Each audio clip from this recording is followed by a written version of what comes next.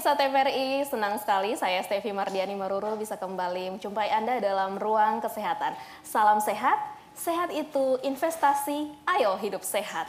Nah, di Ruang Kesehatan kita kali ini kita akan membahas tentang keluarga sadar gizi. Dan tentunya saya tidak sendiri, saya ditemani oleh narasumber yang pasti pemirsa semua tidak asing lagi, Bapak Nurdin Adali, SGZ MSI. Mari kita sapa beliau. Halo Pak Nurdin. Halo Destevi, apa kabarnya? Alhamdulillah baik. Iya, kita jumpa lagi ya Pak. Ya, tadi kemarin kita sudah membahas tentang stunting. Nah, sekarang kita akan membahas tentang keluarga sadar gizi. Keluarga sadar gizi, betul. Nah, sebenarnya kalau kita membahas tentang keluarga sadar gizi ini tidak luput dari yang namanya stunting yang kemarin ya Pak ya. Betul Destevi, berkaitan. Nah, apa sih sebenarnya keluarga sadar gizi ini Pak? Keluarga sadar gizi, terima kasih Mbak Stevi ya sudah memberikan kesempatan. Keluarga sadar gizi itu merupakan program lama sebenarnya Mbak Stevi. Jadi tujuannya adalah bagaimana sampai di tingkat keluarga masyarakat itu sadar bahwa untuk memperoleh asupan gizi yang baik itu penting. Tujuannya untuk mendapatkan kesehatan yang optimal. Jadi sadar itu berarti tahu dan mengerti. Kita harapkan bukan hanya sekedar tahu dan mengerti, tapi bagaimana cara mengimplementasi melalui pesan keluarga sadar gizi. Jadi ada 5 pesan. Yang pertama, rajin menimbang secara teratur, Destevi. Jadi menimbangnya pasti ke posyandu. Kalau perlu, di tingkat keluarga sudah ada timpangan. Itu merupakan kesadaran yang baik untuk memantau berat badan secara kontinu. Yang kedua harus mengkonsumsi makanan yang beraneka ragam. Kemudian memberikan suplementasi kepada ibu hamil, katakanlah zat besi, kemudian ada obat-obatan gizi, vitamin untuk anak balita. Jadi ini merupakan pesan penting. Tapi khusus untuk Kadarsi, kita akan fokus membahas tentang konsumsi aneka ragam pangan gitu. Jadi mengkonsumsi keaneka ragam pangan. Karena setiap makanan itu tidak mengandung zat gizi yang sempurna. Jadi harus dipadukan melalui keanekaragam pangan. Jadi semakin beraneka ragam, maka kebutuhan zat gizi itu akan semakin baik untuk dicukupi gitu Mbak Stevi. Jadi sebenarnya ada isu-isu, ada yang melatar belakangi sampai munculnya keluarga sadar gizi ini ya Pak? Betul Mbak Stevi, betul. Nah, yang menarik sekali adanya keanekaragaman dalam menyajikan makanan di keluarga. Betul, Mbak Stevi, Ini kalau ada di keluarga yang pasti saya tidak suka sayur A, saya tidak suka sayur B, ini yang menjadi tantangan tersendiri bagi keluarga Pak Nurdin. Betul Mbak Stevi. Mungkin saya izin dapat dibuka slide. Jadi sebelum kita masuk bagaimana cara untuk mengkonsumsi keanekaragam pangan. Jadi saya pertama ingin memperlihatkan isu kekinian tentang program penanganan masalah gizi. Jadi bukan hanya saja stunting. Jadi masalah gizi itu bukan hanya stunting Mbak Stevi. Yang pertama adalah persoalan masalah gizi buruk dan gizi kurang. Jadi waktu kemarin itu sempat disampaikan stunting itu parameternya itu berdasarkan indikator tinggi badan berdasarkan umur. Gizi buruk dan gizi kurang itu parameternya menggunakan berat badan berdasarkan tinggi badan. Tinggi badan. Jadi masalah gizi buruk ini juga harus ditangani. Demikian juga gizi kurang. Penanganannya harus dilakukan dengan baik melalui pengelolaan pangan yang beraneka ragam di tingkat rumah tangga. Kembali lagi, sampai di tingkat rumah tangga, peran ibu itu cukup penting. Bagaimana cara mengelola pangan yang sehat untuk anak. Kemudian yang kedua adalah program penanganan kurang vitamin A. Jadi setiap tahun pemberian vitamin A itu dilakukan bulan Februari dan Agustus. Jadi untuk anak 6 sampai dengan 11 bulan itu diberikan vitamin A yang warna biru mengandung 100.000 UI, sementara yang warna merah untuk anak di atas 1 tahun itu mengandung vitamin A 200.000 unit internasional. Kemudian program penanganan GAKI, gangguan akibat kekurangan yodium. Nah, di fortifikasinya garam dengan yodium itu karena garam itu dikonsumsi oleh seluruh masyarakat Indonesia. Tidak ada satu menu pun yang tidak terlewati dengan mengkonsumsi garam. Sehingga pemerintah mengambil kebijakan untuk melakukan fortifikasi garam, yodium pada garam agar senantiasa masyarakat mengkonsumsi garam ya. Tujuannya untuk apa? Untuk dikonsumsi oleh anak balita agar pertumbuhan anak balita itu menjadi baik. Tapi memang sampai dengan saat ini ternyata banyak perilaku yang salah memanfaatkan konsumsi garam beriodium. Selama garam ditabuh pada saat makanan dididihkan, maka sia-sia kita mengkonsumsi garam beriodium. Mungkin garamnya dapat, tapi iodiumnya dia hilang karena sifat iodium itu dia mudah menguap dengan panas. Jadi iodium memiliki manfaat untuk pertumbuhan anak balita. Tapi memang praktek kita saja yang salah. Kembali lagi, ibu-ibu yang akan menjadi sorotan. Bagaimana sih ibu-ibu menabur garam pada saat memasak. Belum lagi cara meletakkan garam beriodium ya. Cara meletakkan biasa diletakkan di dekat-dekat kompor, kena cahaya. Dan dia bisa secara perlahan akan hilang iodiumnya, dan yang asinnya saja didapat, tapi iodiumnya dia hilang. Kalau untuk orang dewasa mencegah terjadinya mencegah untuk gondok. Kemudian program penanganan defisiensi konsumsi zat besi untuk mencegah anemi. Jadi anemi banyak terjadi pada remaja putri ketika misalkan sudah pucat ya, kemudian aktivitasnya sudah mulai tidak stabil lagi, kemudian lemah letih lesu, itu merupakan gejala-gejala anemi yang merupakan petanda bahwa konsumsi zat besinya dia kurang. Nah, ada program untuk ibu hamil selama masa kehamilan mengkonsumsi tablet tambah darah sebanyak 90 hari. Remaja SOP-nya mengkonsumsi tablet tambah darah sebanyak seminggu sekali. Tetapi itu tidak cukup, Mbak Stevi. Kenapa? Karena memang harus dipenuhi melalui konsumsi aneka ragam pangan yang banyak mengandung zat besi. Jadi bisa didapat dari ikan, ya, bisa didapat dari sayur-sayuran. Ini harus dibudayakan menjadi kebiasaan masyarakat agar nantinya remaja putri kita, ibu hamil kita tidak menderita anemi ya. Dan ini jangka panjangnya ini secara otomatis akan berdampak terhadap terjadinya stunting ketika ibu hamilnya anemi. Jadi memang tidak lepas-lepas juga Mbak Stevi dari stunting ya. Kemudian untuk program penanganan obesitas kegemukan, ini juga masalah. Banyak orang beranggapan orang yang gemuk itu sehat, padahal tidak Mbak Stevi. Justru kalau gemuk itu sering sakit-sakitan. Pada saat sakit juga kadang kalau kita melihat anak yang badannya kecil itu jauh lebih tahan daripada orang yang badannya gemuk. Kalau sakit bisa kena mata tinggi, kemudian cepat dibawa di rumah sakit. Sehingganya gemuk itu bukan berarti sehat. Biasanya kalau gemuk itu menggemaskan. Menggemaskan. Memang agak enak dicubit pada pipinya gitu ya. Kemudian program penanganan stunting ya. Jadi stunting sampai dengan saat ini merupakan program yang dilakukan oleh seluruh stakeholder dalam penanganannya. Mengapa? Karena memang perang melawan stunting sama juga seperti perang melawan kebodohan. Ada pakar mengatakan bahwa stunting itu kan akan jatuh pada kebodohan. Sementara amanah konstitusi kita menitipkan mencerdaskan kehidupan bangsa. Ini cukup penting, sehingga kenapa harus diserusi program penanganan stunting oleh setiap sektor. Mari berupaya bersama melakukan integrasi layanan ya. Ini yang dikenal dengan konvergensi penanganan stunting ya.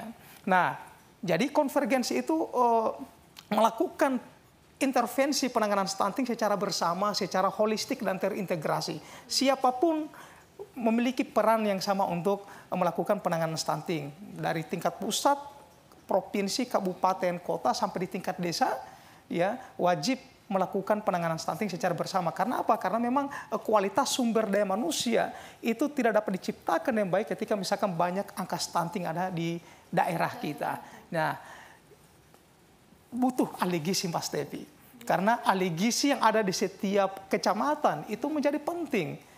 Hadirnya ahli gizi dapat memfasilitasi pemberian konseling kepada masyarakat agar nantinya masyarakat tercerahkan bagaimana cara memilih dan memilah bahan makanan yang bergizi untuk diolah menjadi makanan yang baik untuk bayi dan balita, Mas Stevi. Iya. Ini kalau kita lihat di program yang ketiga terkait kurangnya iodium pada garam. Biasanya ibu-ibu apakah dengan garam yang sudah basah? Biasanya kan kalau kita masak tanpa sengaja tempat garam wadah itu kena air. Nah, apakah iodium dalam garam itu akan hilang juga kalau tidak basah? Jadi sebenarnya memang cara meletakkan iodium itu harus diletakkan pada wadah yang tidak tembus cahaya. Kemudian diletakkan pada suhu ruang, dihindari kena percikan air dan sebagainya. Kemudian sebenarnya fungsi yodium itu dia udah menguap, kena panas dia pasti menguap. Sehingga program identifikasi yodium di tingkat rumah tangga itu biasa oleh petugas kesehatan sering menggunakan larutan iodina tes. Jika dia berwarna ungu berarti yodiumnya masih ada. Tetapi ketika sudah pucat berarti yodiumnya sudah mulai berkurang gitu ya. Jadi dapat diidentifikasi. Dan yang terjadi adalah perilaku untuk meletakkan kemudian menabur pada saat memasak itu merupakan yang salah. Sehingganya kalau ditanya apakah masyarakat kita mengkonsumsi membeli garam berlebih? Iya, karena apa? Setiap garam yang sudah dikemas dan dijual di warung-warung itu mengandung yodium, tetapi pemanfaatan di tingkat rumah tangga itu yang keliru. Sehingganya ibu-ibu sekali lagi Mas Tevi merupakan kata kunci. Jadi kinotnya adalah ibu-ibu. Rubah perilaku menabur garam pada saat memasak. Lebih baik perlakukan seperti menabur garam pada saat kita makan binde biluhuta. Itu nanti pada saat sudah disajikan di atas meja, itu baru ditabur. Orang Gorontalo bilang de hepopolamitolo gitu. Jadi ditabur agar nantinya yodiumnya tidak hilang dan kemudian kita mengkonsumsi yodiumnya, utamanya untuk anak balita kita Mas Tevi. Tapi tidak ada pembedaan antara garam yang ada biasa dijual-jual garam yang kasar ya Pak, yang kayak kotak-kotak atau garam-garam yang ada di supermarket yang dalam bentuk kemasan semua garam mirip. Ya, jadi jadi ada pada kemasan itu sudah difortifikasi gitu. Kecuali belinya biasanya kalau di beberapa daerah itu saya melihat garam itu banyak dijual di pinggiran pantai, ya, jadi ada masyarakat pesisir itu dijual, tetapi sebenarnya bukan untuk dikonsumsi, tapi digunakan untuk hal-hal lain. Contoh seperti di beberapa wilayah itu biasa ditaruh di kandang sapi, ternyata begitu sapi menjilat garam itu nafsu makannya tinggi ya. Saya tidak tahu, ternyata memang tradisi itu ada gitu ya. Tapi kita fokus konsumsi garam berlebih di tingkat rumah tangga. Masyarakat kita khususnya ibu itu harus diberikan pengetahuan yang lebih agar mereka paham Pak Stevi gitu. Ya, jadi menarik sekali kalau dari tengah-tengah keluarga pastinya untuk mengelola makanan itu agar masyarakat keluarga khususnya itu sadar gizi. Betul Mas Stevi. Nah, bagaimana sih sebenarnya trik-trik agar supaya keluarga itu memang benar-benar tertanam menjadi sebuah kebiasaan di dalam keluarga? Oke, mungkin saya izin dapat ditampilkan slide selanjutnya ya. Jadi karena ibu menjadi kata kunci Mbak Stevi yang mengelola makanan di tingkat keluarga, maka ibu harus cerdas ya. Diawali dari ibu yang dahsyat Mas Stevi. Ini ada akronimnya Mbak Stevi ya.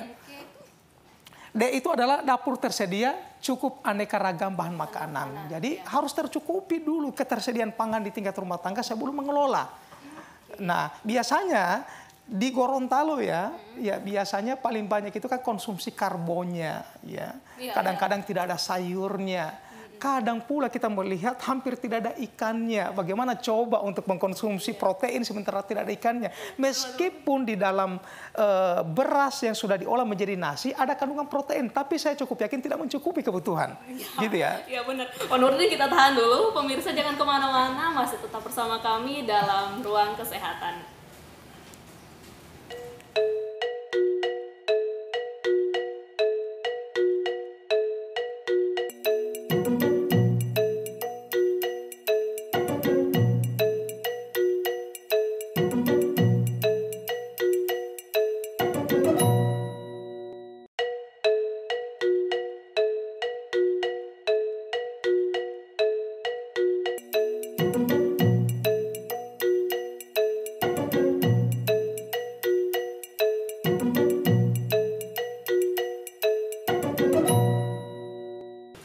Pemirsa, Anda masih bersama kami dalam Ruang Kesehatan, masih dengan tema keluarga sadar gizi. Nah, bagaimana tadi Pak Nurdin terkait ibu yang hebat, ibu yang dahsyat? Ya, betul Mbak Stevi. Jadi konsumsi makanan di tingkat rumah tangga itu sangat dipengaruhi oleh ibu ya. Ibu harus dahsyat ya. Ini sebenarnya menyambut juga program pemerintah tentang dasar sebenarnya Mbak Stevi ya. Tapi ibu harus dahsyat. D itu apa? Dapur tersedia cukup aneka ragam pangan ya. Kalau tidak tersedia cukup aneka ragam pangan, maka tentu apa yang akan diolah, apa yang akan dimasak, apa yang akan dimakan. Semakin cukup yang dikonsumsi, maka pemenuhan kebutuhan zat gizi untuk anak itu terpenuhi, terhindar dari masalah gizi. Tetapi kalau yang konsumsi sedikit oleh akibat tidak cukup pangan di tingkat rumah tangga untuk diolah, maka secara otomatis yang dikonsumsi pula kurang, Pak Stevi. Kalau dikonsumsi kurang, lama-kelamaan ya, pasti berat badannya kurang. Ya kan? Berat badannya kurang, dia pasti akan jatuh pada gizi kurang. Semakin lama konsumsinya kurang, dia akan jatuh pada gizi buruk dan bahkan pada stunting. Jadi memang dipastikan tersedia cukup aneka ragam bahan pangan. Apa? Ya, atur dan kelola bahan makanan menjadi makanan yang sehat. Harus dikelola menjadi makanan yang sehat. Saya tidak tahu perspektif kita tentang makanan yang sehat seperti apa, Mbak Stevi ya.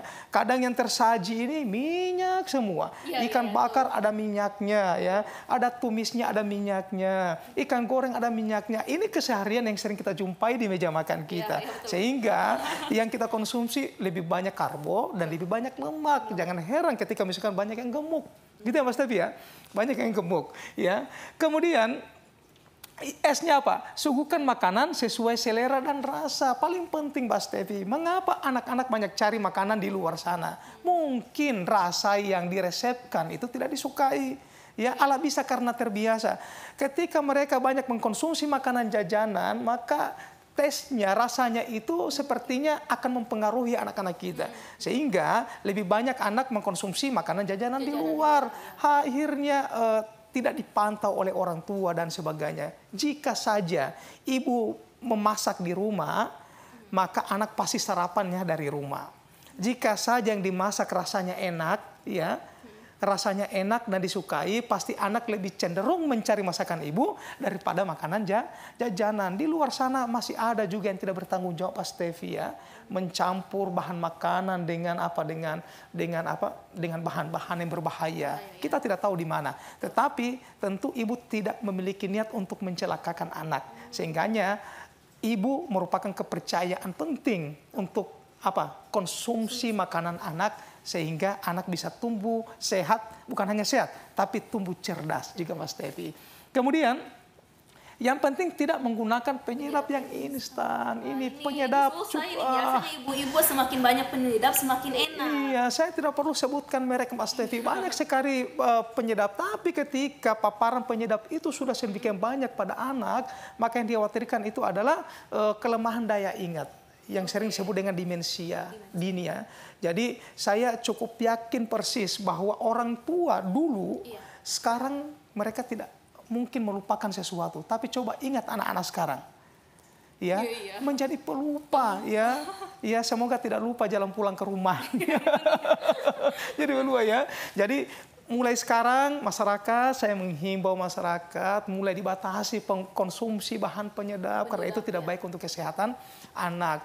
Ketika kita mengkonsumsi makanan jajanan di luar Mbak Stevi, kita tidak bisa perhatikan berapa banyak penyedap yang dimasukkan pada makanan jajanan kita ya. Kita tidak bisa. Yang kita tahu adalah enak sekali ya makan di sana. Tapi berapa banyak paparan penyedap yang ada di sana kita tidak tahu ya. Kemudian Pak Stevi, aman dikonsumsi dan sehat untuk dinikmati. Jadi tujuannya adalah supaya yang kita konsumsi ini selain sehat dan pasti kita nikmati. Kemudian aman, tidak menggunakan bahan berbahaya, tidak menggunakan penyedap dan sebagainya. Aman dikonsumsi, tujuannya untuk kesehatan anak-anak kita. Kemudian T ya, yang terakhir, terpenting itu adalah rasa syukur masih diberi nikmat. Yang hilang di kita itu adalah itu ya. Kadang-kadang kalau kita makan sayur, tahu, tempe, sabar ya, hari ini hanya makan tahu dan tempe. Memangnya kenapa? Tahu tempe itu sangat tinggi akan protein ya. Protein nabati itu baik untuk dikonsumsi oleh anak. Tapi karena memang tes kita terbiasa tidak sering mengkonsumsi makanan seperti itu, maka yang dicarinya lain ya. Carinya katakanlah makanan-makanan instan yang siap saji dan sebagainya. Padahal tahu tempe ya. Kemudian kecenderungan kita mencari pangan yang mahal itu berbawaan dengan gengsi. Kalau kita pergi makan di resto terkenal dan sebagainya, itu gengsi. Padahal yang disajikan adalah makanan-makanan siap saji yang tinggi karbo dan lemak. Akhirnya banyak kegemukan, kasus kegemukan. Kenapa tidak kembali back to home? Kembalilah ke rumah. Back to nature, kembalilah mengkonsumsi makanan alam. Kembalilah ke rumah. Kalau di rumah ada makanan. Itu menjadi PR tersendiri lagi. Iya, sehingganya Mbak Stevi, dahsyatnya ibu itu ya sangat bergantung pada suami pula yang dahsyat, Mbak Stevi. Di balik seorang ibu pasti ada suami-suami yang dahsyat. Oh, kan, pasti. Nah, bagaimana sih peran suami sebenarnya dalam keluarga sadar gizi ini? Oke, mungkin dapat ditampilkan ya. Jadi ada slide tentang suami. Bukan hanya ibu harus dahsyat, Mas Stevi. Suami pula harus dahsyat. Ibu-ibu di rumah, pemirsa di rumah, aduh saya kayaknya dibebankan ini. Saya dapat tugas terus ini. Ada ya suami ya? Ya. Di balik ibu yang dahsyat, ada pula suami yang dahsyat, Pak Stevi. Pertama apa? Dukung ibu untuk memenuhi aneka ragam makanan. Bagaimana ibu mau memasak sementara tidak ada yang mau dimasak? Itu yang ditanyakan Pak Stevi tadi ya.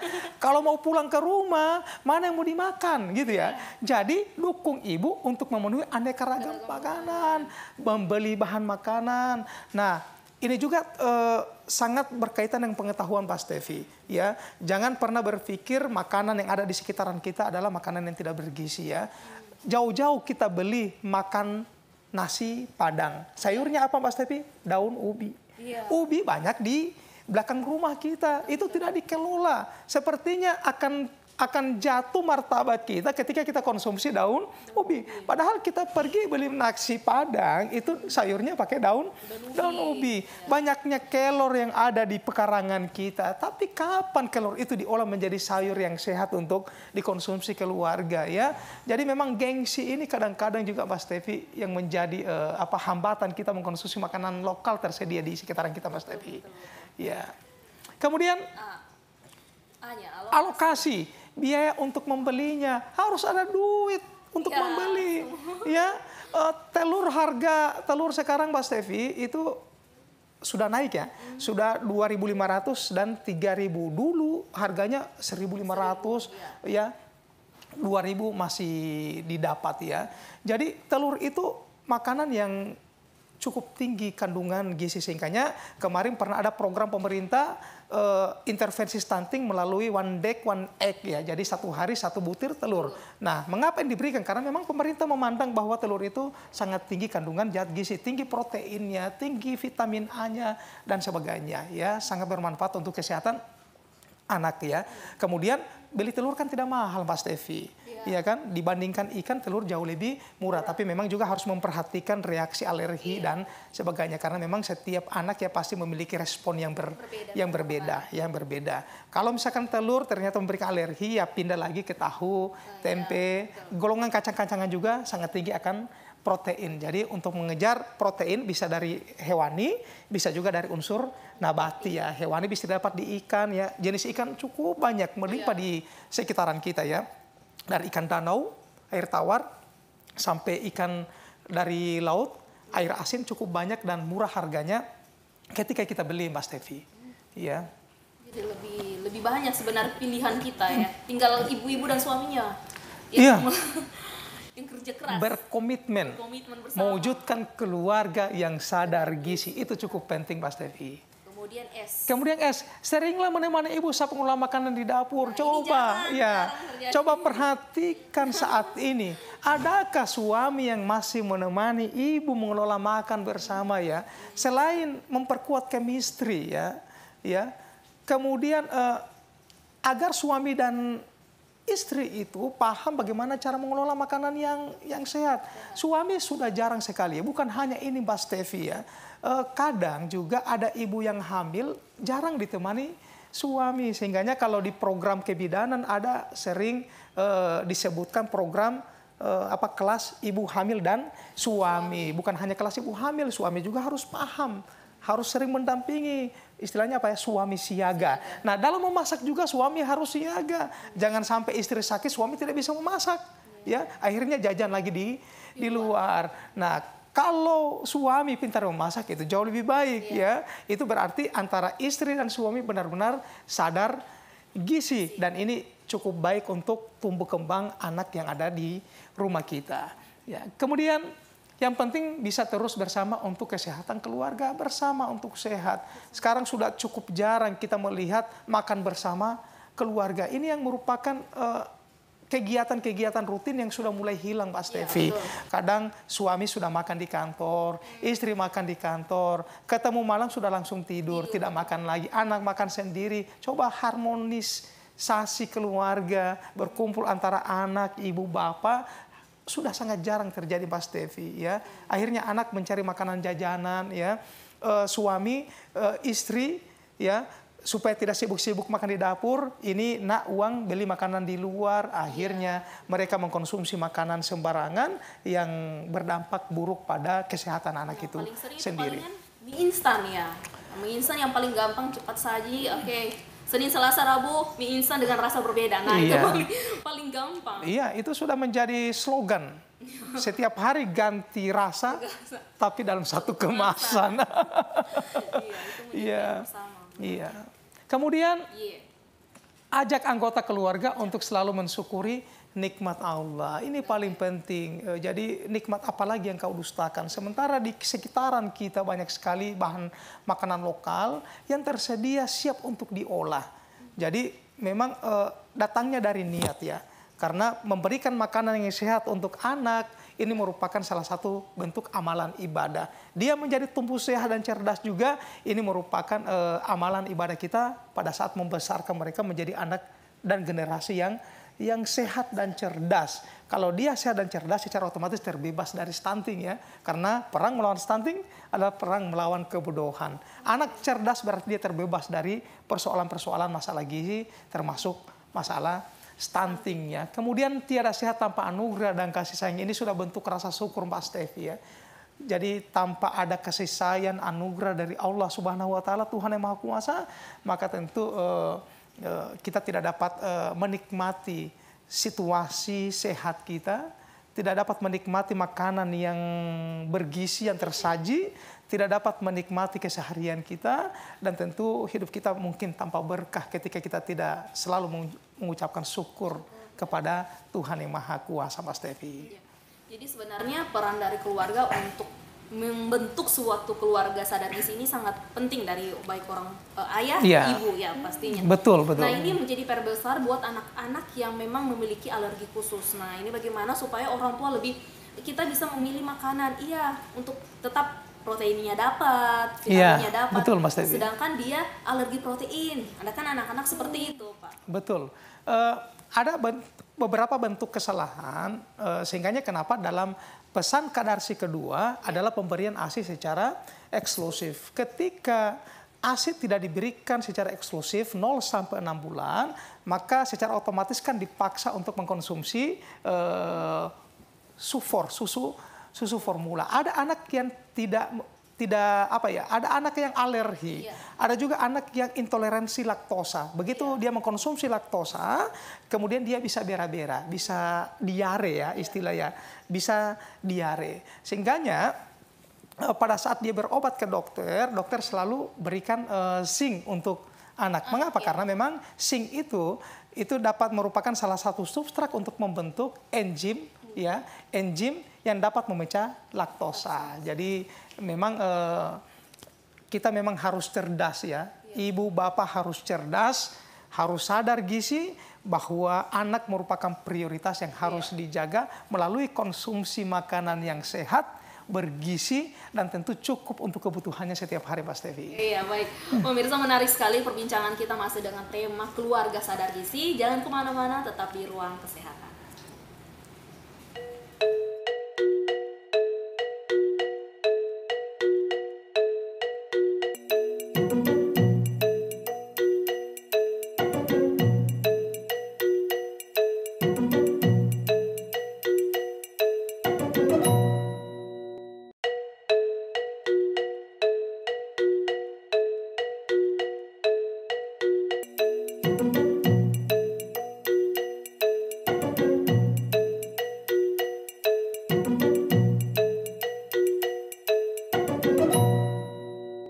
Terima kasih pemirsa, Anda masih bersama kami dalam Ruang Kesehatan. Tadi kita berbicara tentang bagaimana keluarga, peran ayah dan ibu dalam pengolahan makanan. Di Gorontalo ini pasti Pak Nurdin banyak sekali makanan-makanan yang khas Gorontalo. Nah, bagaimana sih sebenarnya makanan Gorontalo dengan kandungan gizi di dalamnya? Oke, terima kasih Mbak Stevi. Saya sedikit menyentil tentang hal-hal yang pernah diupayakan oleh para senior rekan-rekan Persagi terkait membudayakan kembali makanan tradisional, Mbak Stevi. Ini cukup penting karena beberapa saat kemarin pernah lahir perda terkait terkait dengan ilmu gizi berbasis makanan khas daerah. Selain mempertahankan nilai-nilai budaya, kemudian juga masuk ke dalam bagaimana cara kita melestarikan budaya tentang makanan tradisional Gorontalo. Nah, saat ini fakta menunjukkan banyak anak yang tidak suka lagi mengkonsumsi makanan beras jagung, Mbak Stevi. Oh iya, ya, jadi sepertinya ada anak yang ketika diberikan beras jagung, dia merasa bahwa menelannya seperti agak keras-keras begitu, Mbak Stevi. Karena apa? Karena memang sudah terbiasa mengkonsumsi beras putih. Sementara harga beras sekarang, Pak Stevi, ya faktanya sudah mulai naik setiap liter, setiap kilonya dia mulai naik. Dan kalau kita sangat tergantung dengan beras putih, maka saatnya nanti kemampuan ekonomi di tingkat keluarga itu kurang mampu untuk membeli beras putih seiring dengan naiknya harga. Mungkin kelas ekonomi menengah ke atas itu mampu, tapi bagaimana dengan kelas ekonomi menengah ke bawah gitu. Nah, kemudian begitu anak tidak menyukai bukan hanya saja beras jagung, seperti jenis makanan pokok lainnya, batata, ubi jalar, itu sudah tidak diminati lagi oleh anak ya, tidak diminati lagi. Nah, mengapa hal itu terjadi? Karena memang di tingkat keluarga, kembali lagi Pak Stevi, tingkat keluarga, ibu-ibu sudah hampir tidak lagi memasak makanan seperti itu. Ya, padahal beras jagung merupakan alternatif ketika harga beras naik. Kita bisa beralih pada konsumsi beras jagung. Tapi berapa banyak anak yang suka mengkonsumsi beras itu? Nah, kata kuncinya adalah ala bisa karena terbiasa. Sejak kecil mereka tidak diperkenalkan aneka ragam konsumsi pangan dari beras jagung. Pada akhirnya begitu mereka sudah besar, mereka sudah tidak meminati lagi itu. Mungkin itu harus dibiasakan ya. Jadi mulai saat ini, mari kembali kita mulai membudayakan, mulai melestarikan makanan khas daerah kita melalui konsumsi makanan-makanan khas daerah Gorontalo ya. Cukup banyak aneka menu makanan Gorontalo yang sudah mulai tidak ada disajikan di meja makan. Mungkin kalau orang tua yang cukup sibuk ya pasti belinya di luar. Atau kalau masak ya ikan goreng, ikan bakar. Hanya dari goreng ke bakar gitu ya. Jadi sementara mengkonsumsi makanan seperti ilahe lotola, itu kadang nanti ada di acara-acara hajatan, ada di sunatan dan sebagainya. Tapi di meja makan kita sangat jarang ditemui. Kuah asam loputungo itu dari jantung pisang. Ini sudah mulai tidak ada ya. Kalaupun ada, kadang-kadang yang seperti itu sering dibuat ketika ada kunjungan. Menyajikan makanan khas daerah Gorontalo. Di kunjungan, ada acara kunjungan dari pejabat dan sebagainya, kita rame-rame buat makanan khas daerah Gorontalo. Tetapi kembali ke rumah, itu tidak ada dimasak lagi oleh keluarga. Mengapa? Mengapa makanan khas daerah Gorontalo yang dulu ini merupakan makanan yang khas sering disajikan di meja makan, kok sekarang sudah mulai hilang, Pak Stevi? Sehingganya dengan konsep ilmu gizi ini ditanamkan pada siswa SD, ditanamkan pada siswa SMP sampai di tingkat SMA. Agar apa? Agar mereka mencintai makanan khasnya, mencintai makanan khas daerah Gorontalo, mencintai makanan tradisional, dan mencintai budayanya kita.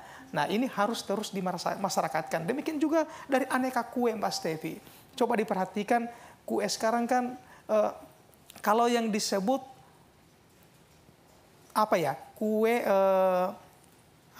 jenis kue Gorontalo sukade. Ya kan sukade ya.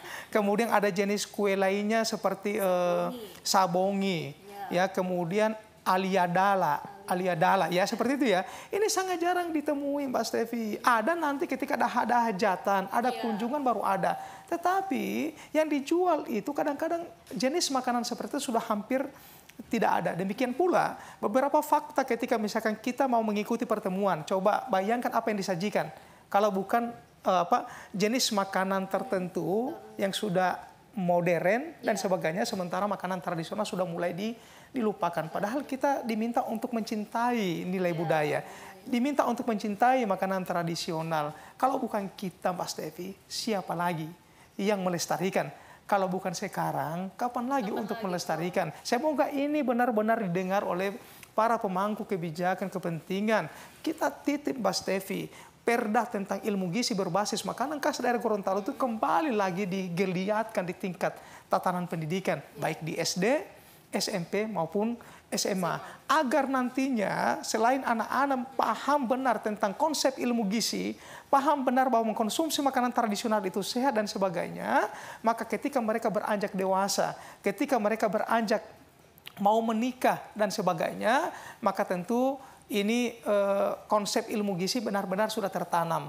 Tidak perlu susah-susah kita mengajarkan, memberikan pengetahuan tentang konsumsi tablet tambah darah. Itu sudah pernah diajarkan. Tidak perlu kita susah-susah memberikan pengetahuan tentang bagaimana konsumsi aneka ragam pangan. Karena itu sudah ditanamkan sejak dia kecil. Allah bisa karena terbiasa. Sama halnya seperti kita mau mengukir di atas air, itu begitu ada hempasan ombak hilang dan sendirinya. Tapi kalau kita mengukir di atas batu sampai tua, itu tidak akan terlupakan. Itu merupakan konsep penanaman pesan gizi sejak dia dari sekolah dasar sampai di tingkat SMA. Dia akan terukir dengan sendirinya dan tentu perilakunya dia akan mengikuti apa yang pernah diajarkan oleh guru-guru. Jadi seperti itu Mbak Stevi konsep dasarnya. Nanti ini menarik sekali. Mungkin itu pengolahan makanan khas Gorontalo di kalangan ibu-ibu yang sudah tahu memang masak. Nah ini kalau untuk ibu-ibu muda yang taunya hanya lihat di media sosial cara membuat ini. Nah itu sebenarnya harus ada praktik sendiri ya Pak ya. Bagaimana cara pengolahan bahan khas Gorontalo khususnya. Sebenarnya dari makanan-makanan Gorontalo ini apa saja sih kandungan-kandungan gizi yang di dalamnya yang dapat kita dapat? Oke Mas Stevi ya, sebenarnya memang ada juga pakar ya yang membidangi tentang makanan tradisional. Tapi saya sebagai ahli gizi yang ada di lingkaran Persagi hanya menyampaikan garis-garis penting saja, pokok-pokok penting. Mungkin dapat dibuka slide. Ini salah satu contoh makanan non pokok ya. Ada dari bahan dasar jagung. Itu ada bahan makanan disebut balobinde, binde biloti, mungkin namanya agak asing ya Mas Stevi ya. Ada binde loputungo, binde luopa, binde biluhuta, dan dilalo binde. Ini makanan yang kalau berdasarkan cerita ibu pada saat diberikan makanan oleh nenek, ini sering ada Pak Stevi ya. Ini sering ada pada zaman dulu, tapi sekarang sudah hilang ya. Jadi nilai-nilai budaya sudah mulai hilang ya. Kemudian ada dari bahan dasar sagu ya, ada ilabulo. Nah, ilabulo ini merupakan campuran dari sagu, kemudian ada yang sudah diperkaya dengan kandungan protein, ada pakai telur dan sebagainya. Biasanya pada saat anak sunatan itu juga dibikinkan ilabulo. Tapi beberapa pedagang di pinggiran jalan itu sudah mulai ada yang menjual ilabulo dan ternyata ini sangat diminati oleh generasi sampai dengan saat ini. Tetapi praktek di tingkat keluarga itu masak ilabulo nanti pada saat ada hajatan, ada pesta, sunatan dan sebagainya. Kemudian ubi jalar ya. Ada popolulu, ya ini jenis makanan, ya jenis kue yang dulu banyak dijual ya, bukan hanya dijual, banyak dimasak oleh keluarga. Nah sekarang cari popolulu itu kadang nanti pesan, ya meskipun di beberapa titik masih ada juga yang menjual popolulu, menjual hungololoyo dan sebagainya ya. Jadi memang cukup banyak makanan tradisional yang ada di sekitaran kita, tetapi prakteknya itu sudah jarang dilakukan oleh keluarga, sehingga cukup penting ya keluarga itu merupakan kata kunci mengelola makanan yang sehat, yang bergizi melalui komoditas lokal, dan jangan lupa pertahankan nilai-nilai budaya yang ada di daerah kita. Kemudian ada ya kasubi ilahe. Nah, kasubi ini sangat tinggi karbohidrat Mbak Stevi, ya sangat tinggi dia bisa sebagai pengganti beras. Tapi kembali lagi konsep orangnya kita, kalau tidak makan nasi namanya belum makan, meskipun makan ubinya banyak. Ya padahal tujuan mengkonsumsi nasi itu adalah mengkonsumsi karbohidrat. Ya bagaimana konsumsi karbohidrat bisa terpenuhi untuk kita. Nah, padahal ketika kita konsumsi singkong atau yang kita kenal dengan kasubi, itu sama juga kita mengkonsumsi karbohidrat. Seperti juga kita mengkonsumsi jagung, itu sangat tinggi karbohidrat. Jadi beras bukanlah satu-satunya untuk memenuhi asupan karbohidrat. Konsumsi jagung dapat memenuhi, konsumsi batata dapat memenuhi, konsumsi singkong ataupun kasubi juga dapat memenuhi kebutuhan karbo kita dalam setiap hari. Tapi memang apakah ini dapat diterima oleh anak-anak kita? Ini yang menjadi pertanyaan. Kenapa mereka tidak bisa menerima? Karena memang Allah bisa karena terbiasa. Sejak kecil mereka tidak diperkenalkan makanan-makanan tradisional. Sejak kecil mereka tidak diperkenalkan kasubi, tidak diperkenalkan batata, diolah menjadi makanan yang sehat. Kemudian itu diberikan kepada anak dalam rangka mencukupi kebutuhan karbohidrat.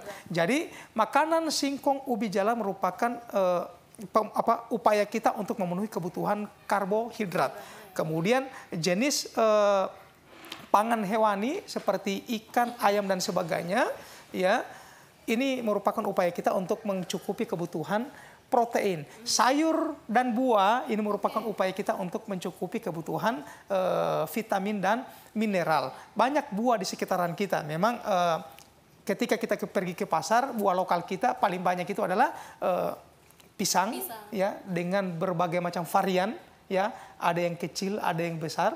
Kemudian ada pepaya atau tiba musim mangga. Ya. Kemudian kalau kita lihat jenis buah lainnya seperti semangka, itu memang di beberapa titik banyak yang memproduksi semangka, buah naga juga ada. Tapi kan buah naga dan semangka harganya kan pasti mahal. Kalau cari pisang dan pepaya itu harganya cukup murah. Bahkan itu bisa ditanam, ya, dan bisa kita konsumsi setiap hari. Jadi memang membiasakan itu penting. Cuma yang harus kita soroti adalah bagaimana cara kita, strategi kita untuk membiasakan makanan tradisional kepada anak. Agar nantinya ketika mereka dewasa, mereka sangat mencintai nilai budaya, makanan tradisional yang pernah ada, yang pernah dibuat oleh nenek moyang kita sebelumnya, Pak Stevi. Jadi sebenarnya harus dibiasakan ya, kalau boleh bekal anak-anak sekarang diganti kasubi. Begitu ya kira-kira. Lagi anak-anak Mama masak apa ini? Kenapa hanya kasubi? Ya, ini dari makanan pokok. Nah, bagaimana dengan makanan-makanan pendamping lain yang Gorontalo? Jadi ini jenis lauk, Mbak Stevi ya. Tadi kita bercerita tentang makanan pokok. Ya, ini jenis lauk. Beberapa jenis masakan yang pernah dibuat oleh nenek moyang kita, Pak Stevi ya. Tapi ibu saya pasti masih tahu ini, Pak Stevi. Ya, bilentango ya. Jadi bilentango ini ikan yang dibelah, kemudian dilumuri ya. Sambal di atasnya, rempah di atasnya, sehingga ini kan paling banyak digoreng, Pak Stevi. Jadi beberapa teknik memasak itu ada menggoreng, merebus, memanggang dan sebagainya. Ini bilentango ini digoreng biasanya, ya. Dan beberapa jenis ikan cocok untuk dimasak dengan cara bilentango. Biluluhulo hele, ini hele ini udang kecil ya. Oke. Kita akan kembali lagi pemirsa, jangan kemana-mana, tetap di Ruang Kesehatan.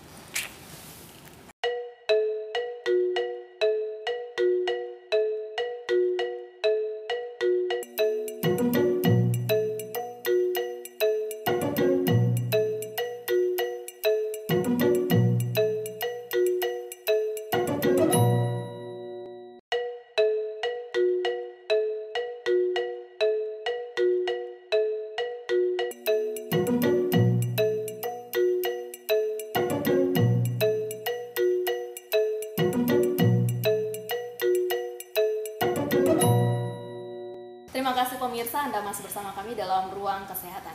Tadi kita sudah berbicara tentang karbohidratnya, makanan pokoknya, lauknya, bagaimana sayur dan vitamin lainnya, Pak. Jadi Mbak Stevi, untuk pemenuhan asupan protein berarti dari golongan lauk pauk. Nah, untuk makanan tradisional kita, ini banyak menu yang saya tampilkan pada slide. Ada bilentango, ya, kemudian dabu-dabu losagela, kemudian ada ilahe lotola yang dari bahan dasar ikan gabus. Orang Gorontalo bilang Pak Stevi itu ikan kobos, tapi sering disebut tola. Ini merupakan jenis ikan air tawar yang tinggi kadar albumin ya. Jadi protein albumin. Nah, tola sekarang Mbak Stevi, begitu kalau kita pergi ke pasar, harganya sekarang mahal Mbak Stevi. Dibanding dengan tempo dulu, ini harganya cukup murah. Tapi sekarang cukup mahal. Mengapa? Karena memang di beberapa industri tertentu ini sudah diolah menjadi suplemen. Dan ini biasa dikonsumsi oleh ibu pasca melahirkan pada saat dia operasi. Ya, jadi mempercepat proses penyembuhan luka. Dan kalau dicari ini sudah cukup mahal dan tidak di semua tempat penjualan ikan ini menjual ikan tola. Biasanya di pinggiran danau itu masih banyak menjual ikan tola. Kemudian ilepao payangga ini ya, jadi ilepao ini merupakan salah satu jenis makanan khas kita. Ini dari sagu, kemudian ada dari payangga, ada juga dari nike ya. Jadi ilepao ini biasa dimasak dengan campuran rempah ya. Jadi rempahnya bisa pedas, kemudian bisa ya sesuai selera dan rasa Pak Stevi ya. Kemudian ini dimasak dengan teknik tertentu sehingga memang pada saat kita makan ini menimbulkan nafsu makan dan selera yang bagus Mas Stevi ya. Jadi Mas Stevi kalau merasakan rasanya ilepao payangga itu pasti tidak akan pernah lupa seperti apa makanan khas daerah Gorontalo ya. Kemudian ini perkedel duo, ini perkedel ya. Jadi duo itu nike ya. Jadi ini biasa dimasak juga dengan menggunakan sagu, dibikin digoreng, kemudian dibuat bulat-bulat sehingga sering dikenal dengan perkedel ya. Kemudian ada namanya aneka ragam sup Loh Gorontalo. Ini bisa dari ikannya bisa menggunakan variasi jenis lauk ya, kemudian ada campuran jagung dan sebagainya. Kemudian untuk sayuran mungkin dapat dilihat ya jenis makanan tradisional.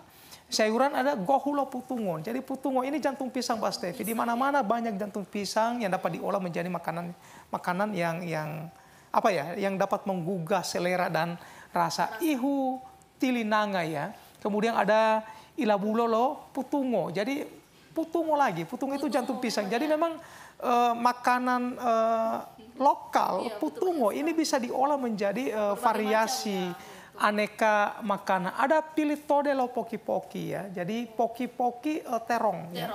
Terong kita cukup banyak Mbak Stevi. Dan tentu begitu saya menyebutkan aneka ragam makan sayuran, yang menjadi pertanyaan, apakah anak-anak kita mencintai konsumsi ya sayuran? Nah, ternyata beberapa sampel pada saat kami turun ke sekolah, itu kita minta untuk angkat tangan. Berapa banyak siapa yang suka makan sayur? Ada yang tidak suka Mbak Stevi. Kalaupun ada yang suka, apa coba Mbak Stevi sayurnya? Sayur kangkung. Jadi merupakan sayur kebangsaan. Begitu ditanya apakah suka wortel? Tidak suka. Suka terong? Tidak suka. Sukanya kangkung. Mengapa ini terjadi? Karena memang tidak diperkenalkan dia sejak kecil. Coba rasa ini diperkenalkan Mbak Stevi. Sama halnya seperti Mbak Stevi memiliki makanan favorit. Pergi kemana saja pasti makanan favorit itu akan dicari. Nah, mengapa menjadi favorit? Karena memang rasa itu diperkenalkan dari kecil. Pada saat dia dewasa, rasa itu terus dicari. Nah, untuk memperkenalkan rasa kembali lagi ke ibu-ibu. Sebagai gatekeeper, penjaga gawang memperkenalkan rasa di tingkat keluarga Mbak Stevi. Ibu-ibu wajib memperkenalkan rasa itu. Paling baik adalah memperkenalkan rasa melalui cita rasa makanan khas daerah Gorontalo yang cukup bervariasi menu, hidangan, rempah, ya, kemudian dan tentu sangat tinggi akan kandungan zat gizi. Contoh juga seperti tili ayah. Tili ayah biasa kita dapat pada saat ada doa arwah. Mengapa tidak ada yang menjual tili ayah, gitu ya? Menjual tili ayah atau ada yang posting di media sosial tili ayah, siapa yang tertarik dan sebagainya. Nah, ternyata tili ayah hanya ada di doa arwah. Dan saya izin menyampaikan bahwa aneka resep makanan khas daerah Gorontalo itu dibukukan oleh Persagi Mbak Stevi ya. Itu dibukukan setiap saat, itu diupdate oleh teman-teman pengurus DPD Persagi Provinsi Gorontalo. Dan ini memang ditujukan agar masyarakat kembali melihat, kembali membaca seperti ini aneka ragam masakan khas daerah Gorontalo yang sudah diperkaya dengan kandungan zat gizi. Itu dalam kemasan buku diperkaya dengan kandungan zat gizi. Masyarakat akses Bisa diakses Mas Tevi. Jadi di Dinas Kesehatan memang pernah beberapa kali sudah digandakan dan mungkin dititip agar dapat digandakan lebih banyak lagi agar resep makanan khas daerah Gorontalo itu tersebar di seluruh pojok desa agar nantinya pada saat pemerintah desa mendesain PMT untuk anak balita paling tidak dapat mengikuti cara pengolahan atau dapat merancang formula PMT melalui aneka resep makanan khas daerah Gorontalo. Jadi memperkenalkan budaya, mempertahankan budaya itu cukup penting yang harus diwujudkan oleh generasi kita sampai dengan saat ini, Mas Tevi. Nah, dari sayur tadi, lauk sama makanan pokok. Yeah. Nah, ini menarik sekali. Jadi membahas tentang keluarga sadar gizi, tentunya ada yang Pak Nurdin mau sampaikan kepada pemirsa, bagaimana sih sebenarnya orang tua peranan dari keluarga itu menciptakan keluarga yang sadar gizi yang tentunya bersifat permanen, bukan hanya suam-suam kuku ya Pak ya. Iya, betul Mas Oke, Dewi. minggu ini saya berkomitmen 1 minggu ini kita makan, minggu depan lupa ya gitu. Betul Mas Tevi. Jadi ini dititipkan pesan untuk masyarakat kita bahwa keluarga sadar gizi itu penting. Benar. Harus tertanam dalam pikiran dan hati kita. Mengapa? Karena dengan adanya kesadaran di tingkat keluarga, maka kecukupan konsumsi pangan yang bergizi itu dapat dipenuhi untuk anak. Sadarnya suami adalah sadarnya ketika dapat menyediakan konsumsi pangan, menyediakan bahan pangan di tingkat keluarga. Sadarnya istri adalah bagaimana caranya memanfaatkan bahan yang tersedia menjadi makanan yang sehat untuk anak balita. Sadarnya anak adalah ketika tidak membiasakan konsumsi jajanan di luar rumah. Jadi kata kuncinya ada sama ibu. Ibu menjadi gatekeeper, penjaga gawang. Rasa yang disukai anak harusnya diperkenalkan oleh ibu agar nantinya anak sering mencari makanan ibu. Membiasakan konsumsi makan di rumah itu cukup penting bersama keluarga. Kembalikan marwah dapur itu seperti biasanya. Karena kadang yang hadir di tengah-tengah dapur hanyalah ibu. Suami kemana, anak makan di mana. Jadi kembalikan marwah dapur itu seperti halnya cerita nenek moyang kita bahwa cukup nikmat masak dan makan bersama keluarga di satu meja makan. Ini merupakan hal penting yang dititipkan, yang saya titipkan kepada masyarakat. Karena anak merupakan anugerah, anak merupakan amanah yang harus dijaga dan dirawat oleh ayah dan ibundanya. Harus adanya peran serta, bukan cuma ibu, ayah, tetapi anak juga sebagai yang sadar. Betul Mbak Stevi. Membiasakan konsumsi makanan yang sehat itu dari tingkat keluarga. Ibu tidak akan pernah memiliki niat untuk meracuni anak. Ini dalam tanda petik bahwa ibu pasti akan menyajikan makanan yang sehat untuk anak. Tapi di luar sana kita tidak tahu ada orang-orang tertentu ya yang menggunakan bahan pengawet yang menggunakan bahan-bahan yang berbahaya dan secara bersamaan itu dikonsumsi oleh anak. Jadi pesan penting adalah membiasakan sarapan pagi di rumah untuk anak itu cukup baik. Kemudian membiasakan konsumsi makanan yang beraneka ragam. Konsumsi air putih yang cukup. Dalam konsepnya 8 gelas sehari. Setiap gelas berisi 230 ml atau 2 liter per hari. Atau jika kita ingin menghitung berdasarkan berat badan, maka 30 ml dikali berat badan itulah konsumsi air kita setiap hari. Ini berdasarkan panduan-panduan yang saya pernah baca, Mas Tevi. Baik. Ya. Jadi pemirsa, ini kita menarik sekali, kita berbicara tentang keluarga sadar gizi. Nah mungkin di akhir segmen kita akan sama-sama ya Pak ya. Saya sebut salam gizi, Bapak nanti sehat melalui makanan. Oke. Seperti itu ya Pak. Nanti jadi PR bersama bagi seluruh pemirsa di rumah, orang tua maupun yang akan calon orang tua nantinya menciptakan keluarga yang benar-benar sadar gizi. Salam gizi, sehat melalui makanan. Ya, alhamdulillah. Terima kasih atas kebersamaan Anda. Saya Stevi Mardiani Maruru dan seluruh kerabat kerja yang bertugas mengucapkan terima kasih atas perhatian Anda. Kembali lagi kita berjumpa di Ruang Kesehatan.